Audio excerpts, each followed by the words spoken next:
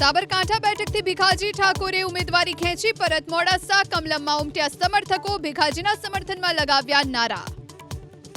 મારો પોતાનો નિર્ણય છે, કોઈ એમાં જાણ કોઈ કશું કરવામાં નથી આવ્યું। આણંદ બેઠક પર ઉમેદવાર બદલાવવાની ચર્ચાનું ખુદ ઉમેદવાર મિતેશ પટેલે કર્યું ખંડન, કહ્યું સોશિયલ મીડિયામાં ચાલતી વાતો માત્ર અફવા। આણંદમાંથી ઉમેદવાર તરીકે મિતેશ પટેલ છે અને મિતેશ પટેલ જ ચૂંટણી લડશે।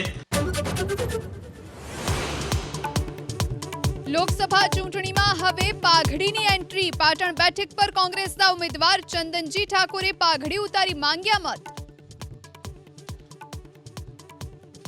પાઘડીની લાજ ના જવા